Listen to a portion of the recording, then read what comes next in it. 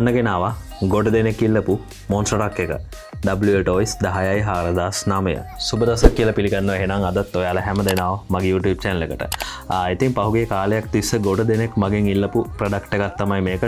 Wltoys company එකෙන් හදන මෙන්න මේ monster truck එක. මෙයාගේ විශේෂත්වය 110 scale එකෙන් තමයි මෙයා ඉන්නේ. ඉතින් Wltoys ලගේ ලංකාවේ අපිට ගොඩක් බලා ගන්න පුළුවන් වෙන්නේ 112 scale එකේ products තමයි 12428 12429 ඊට පස්සේ 12.4019 අන්න ඒ වගේ 112 ස්කේල් එකෙන් එන ප්‍රොඩක්ට්ස් තමයි ලංකාවේ ඇතුළේ අපිට ගොඩක් බලා ගන්න පුළුවන් ඉන්නේ. ඉතින් Wltoys ලගේ 110 ස්කේල් එකෙන් එන ප්‍රොඩක්ට්ස් උත් කීපයක්ම තියෙනවා. මම කලින් රිවිව් එකක් කරලා ඉති 10428 කියන මොඩල් එක 12428 එකේම 110 ස්කේල් එක. ඉතින් ඒක channel එකේ දාලා තියෙනවා. ඔයගොල්ලෝ බලන්න නැත්නම් ඒකත් ගිහිල්ලා බලන්න. ඉතින් මේක තමයි Wltoys ලගේ 110 ස්කේල් එකෙන් එන monster truck එක. ඉතින් මෙයා ටිකක් ළඟදී තමයි මේ ප්‍රොඩක්ට් එක රිලීස් කළේ. ළඟට ගියට ටික කාලයක් වෙනවා. Wltoys ලගේ 110 ස්කේල් එකේ monster truck තිබුණේ නැහැ මම දන්න තරමින්. ඉතින් මේක තමයි ඒගොල්ලන්ගේ monster truck එක.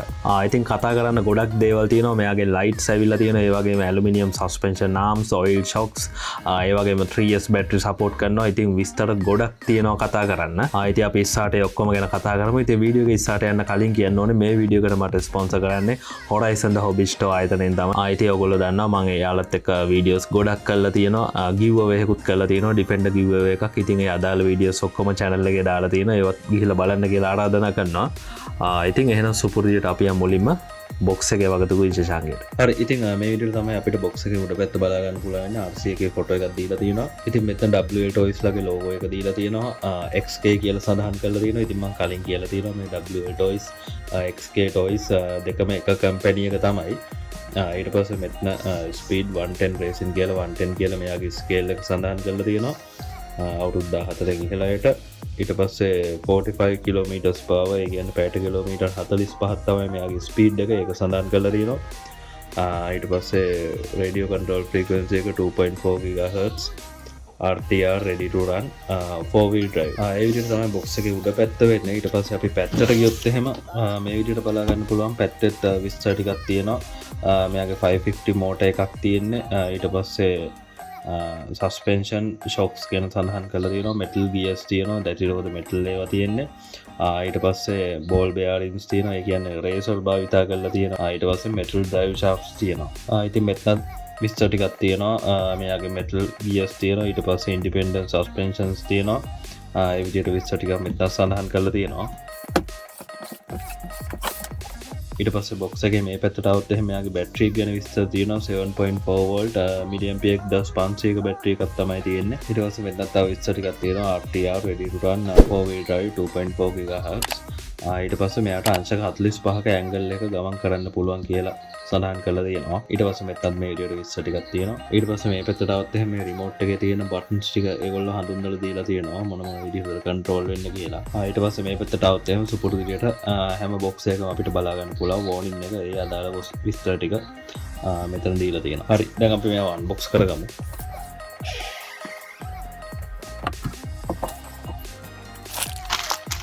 ඉතින් මේ විදිහට බලා ගන්න පුළුවන් මෙයාගේ ඕන මැනුවල් එක අපිට ලැබිලා තියෙනවා.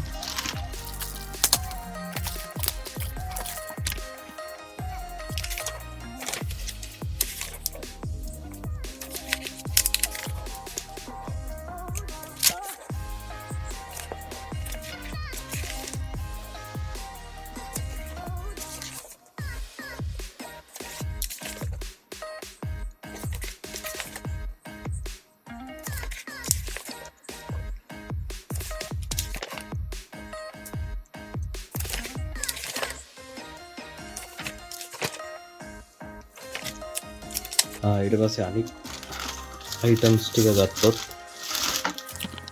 මේ විදිහට මෙයාගේ wheel bar එක හයි කරන්න ඒ instructions ටික දීලා තියෙනවා. ඊට පස්සේ මේ විදිහට wheel bar එක බලා ගන්න පුළුවන් අපිට. මේ විදිහට මෙයාගේ charger එක තියෙනවා. ඊට පස්සේ මේ විදිහට screw driver එකක්, wheel bar එක හයි කරන්න අවශ්‍ය ඇන කීපයක් සහ මෙයාගේ wheel brush එක රෝද ගලවන්න පාවිච්චි කරන උපකරණ මේ විදිහට දීලා තියෙනවා අපිට. හරි, අපි දැන් මේව අන්බොක්ස් කරගමු.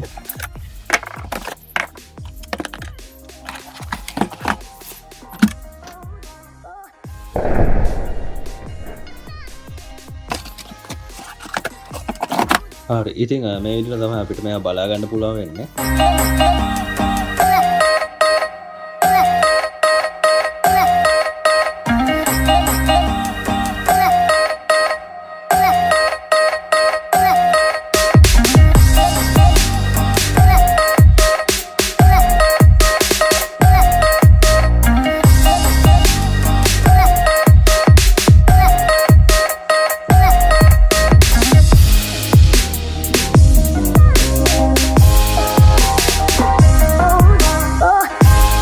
ඉතින් මේ විදිහට මෙයාගේ ට්‍රාන්ස්මිට් එක බලා ගන්න පුළුවන්. මේ විදිහට ට්‍රිගර් එක තියෙනවා. ඊට පස්සේ ස්ටියරින් නොබ් එක, ඊට පස්සේ ස්ටියරින් ට්‍රිම් එක තියෙනවා, ට්‍රොටල් ඩුවල් රේට් එක තියෙනවා, ස්පීඩ් එක ඕන විදිහට අඩු වැඩි කරගන්න පුළුවන් එක. ඊට පස්සේ මෙයාට ඩබල් A බැටරිස් 4ක් දාන්න ඕනේ. හරි දැන් අපි මෙයාගේ බොඩි එක බලමු. ඉතින් මේ විදිහට බලා ගන්න පුළුවන් මෙයාගේ ඇතුළ පිට. ඉතින් මේ විදිහට අපිට ඉස්සෙල්ලම බලා ගන්න පුළුවන් මෙයාගේ මේන් මෝටර් එක 550 කියන සයිස් එකෙන් එන මෝටර් එක මේ තියෙන්නේ. ඊට පස්සේ මෙයාගේ ESC එක බලා ගන්න පුළුවන්. ESC receiver inbuilt set එක තමයි එන්නේ. ඉතින් මෝටර් එකටයි ESC එකටයි දෙකටම heat sink පාවිච්චි කරලා තියෙනවා. ඔයගලන්ට පේනවා ඇති. ඉතින් මෙයාට 3S support කරනවා කියලා කියනවා. ඉතින් අපි ඉස්සරහට 3S බැටරි එකක් ප්ලග් කරලා බලමු. ඉතින් 3S බැටරි එකකින් දුවද්දි මම හිතනවා අනිවාර්යයෙන්ම ESC එකට ෆෑන් එකක් දාගත්තා නම් හොඳයි කියලා. මෝටර් එකටත් දාගත්තා නම් හොඳයි. මොකද රත් වෙන වැඩි 3S දාලා දුවනකොට. ඊට පස්සේ මේ විදිහට මෙයාගේ සර්වෝ මෝටර් එක බලා ගන්න පුළුවන්. හැඩවීමට උපකාරී වෙන මෝටර් එක තමයි ඒකට තමයි අපි සර්වෝ එක කියන්නේ. ඊට පස්සේ මේ විදිහට මේ වයර් ගිහිල්ලා තියෙනවා. ඉතින් ඔයගොල්ලෝ දකින්න ඇති මෙයාගේ හොඳ ලස්සන ලයිට් කිට් එකක් තියෙනවා. මේ විදිහට මේ බොඩි එකට ගිහිල්ලා තියෙනවා ඉතුරු වයර් ටික. ඊට පස්සේ මෙයාගේ සස්පෙන්ෂන් ආම්ස් ගත්තොත් එහෙම මෙටල් සස්පෙන්ෂන් ආම්ස් ඇලුමිනියම් එහෙම අපිට ලැබිලා තියෙනවා. ෂොක්ස් එහෙමත් ඇලුමිනියම් ඇඩ්ජස්ටබල් ෂොක්ස් තමයි අපිට ලැබිලා තියෙන්නේ. Oil shocks.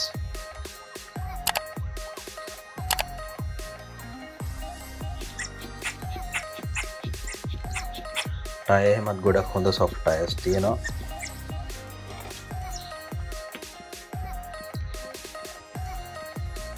ඉතින් මෙතන ඔයගලන්ට සුපුරුදු විදිහට සර්වෝ සේව් එකක් බලා ගන්න පුළුවන්. මේ තියෙනවා සර්වෝ සේව් එක. ඉතින් සර්වෝ සේව් එකෙන් වෙන්නේ මොකද්ද කියලා මම කියලා තියෙනවා මගේ හැම වීඩියෝ එකම. ඒ කියන්නේ වාහනේ ඔන් එකේ තියෙද්දි රෝද වලට බලයක් ඇවිල්ලා වාහනේ හැරෙන්න හැදුනොත් එහෙම සර්වෝ එක පිච්චෙනවා. ඉතින් ඒක නැති කරන්න තමයි රෝද වලට බලයක් ආවොත් ඒක සර්වෝ එකට එන්නේ නැතුව සර්වෝ සේව් එක හරහා පිට වෙන්න තමයි සර්වෝ සේව් එකක් පාවිච්චි කරන්නේ. ඉතින් මේ විදිහට බලා ගන්න පුළුවන් මෙයාගේ යටපැත්ත. Aluminium suspension arms. මෙතන තියෙනවා බැටරි එක දාන්න තියෙන අපිට මෙතෙන්ට. මෙතන තියෙන ඔන් ඔෆ් ස්විච් එක. මම ඒ ටික පෙන්නන්න ඉස්සරහට ඇරලා. ඉතින් ලයිට් කිට් එක ගත්තොත් එහෙනම් මේ විදිහට බලා ගන්න පුළුවන්. සම්පූර්ණ ලයිට් කිට් එකක් ගිහිල්ලා තියෙන්නේ. ඉස්සරහා පස්ස හුඩ් එකට ඔක්කොටම ලයිට් කිට් එකක් ගිහිල්ලා තියෙන්නේ. ඉතින් මෙයාගේ ESC ගැන තවදුරටත් කිව්වොත් එහෙම ඇම්පියර් 60ක පවර් එකක් තියෙන ESC එකක් තමයි අපිට ලැබෙන්නේ. මේ 2S බැටරි එකත් එක්ක මෙයාගේ අපිට ලබා ගන්න පුළුවන් පැයට කිලෝමීටර් 45ක 50ක වගේ උඩරිම වේගයක් තමයි ලබා ගන්න පුළුවන්. නමුත් 3S බැටරි එක දැම්මම සාමාන්‍යයෙන් පැයට කිලෝමීටර් 65ක විතර හොඳ වේගයක් ලබා ගන්න පුළුවන් කියලා ඒගොල්ලෝ කියනවා. අපි ඉස්සරහට 3S බැටරි එක ප්ලග් කරලා බලමු. ඉතින් මේක ටිකක් අමුතු විදිහකට තමයි බැටරි එක ගලවන්න තියෙන. බැටරි කම්පාර්ට්මන්ට් එක මෙන්න මේ දෙක මෙහෙම ලං කරලා මෙන්න මෙහෙම උස්සන්න තියෙන්නේ. මේ විදිහට ඔයගලන්ට පේනවා ඇති මේ දෙපැත්තෙන් කෑලි දෙකක් ලං වෙනවා. ඉතින් ඒ දෙක මේ වුණාම තමයි ලොක් එක ඇරෙන්නේ. මේ විදිහට බලා ගන්න පුළුවන් බැටරි එක 7.4 වෝල්ට් මිලිඇම්පියර් 1500ක බැටරි එකක් ලැබෙන්නේ අපිට. ඉතින් තව විශේෂ දෙයක් කියන්න ඕනේ මෙයාට ටිකක් ලොකු බැටරි එකක් දාන්නත් පුළුවන්. මිලිඇම්පියර් 1500ට වඩා වැඩි බැටරි එකක් දාන්නත් පුළුවන්. ඉතින් ඔයගලන්ට පේනවා ඇති බැටරි එක දැම්මහම බැටරි ට්‍රේ එකේ ලොකු ඉඩක් තියෙනවා. මෙච්චරක් විතර ලොකු ඉඩක් තියෙනවා බැටරි ට්‍රේ එකේ. මේ බැටරි එක දැම්මහම ඉතින් සාමාන්‍ය 3S ටිකක් ලොකු බැටරියක් උනත් දාන්න පුළුවන්. සාමාන්‍ය මිලිඇම්පියර් මා හිතන විදිහට 2000ක 2500ක විතර බැටරි එකක් උනත් මේකට දාන්න පුළුවන්කම තියෙනවා. ඉතින් මේ විදිහට බලා ගන්න පුළුවන් මෙයාගේ ලයිට් කිට් එක. බෆර් එකේ ලයිට් දෙකක් තියෙනවා. බොඩි ෂෙල් එකේ හෙඩ් ලයිට් දෙක තියෙනවා. රූෆ් ලයිට් එක තියෙනවා. ඉතින් මාරම ක්වොලිටි මාරම ලස්සනයි ඒ ටික. ඊට පස්සේ පිටිපස්සටත් ආපහු මේ විදිහට ලැබිලා තියෙනවා. දැන් මේ රිමෝට් එක කනෙක්ට් කරලා නැතුව තියෙන්නේ. අපි දැන් රිමෝට් එක බයින්ඩ් කරලා කනෙක්ට් කරලා බලමු කොහොමද මේ ලයිට් එක වැඩ කරන්නේ සහ RC එක වැඩ කරන්නේ කියලා.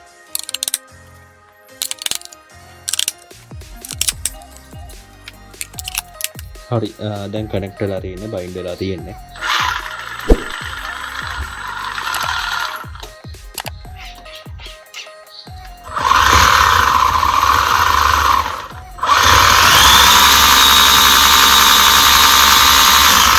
ඉතින් ඒක තමයි මෙයාගේ 2S බැටරි එකේ මැක්සිමම් ස්පීඩ් එක වෙන්නේ.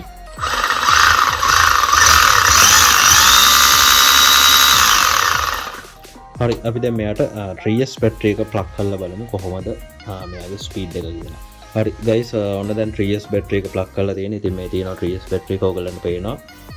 දැන් ස්ටියරින් එක වැඩ කරනවා. හරි අපි දැන් throttle කරලා බලමු.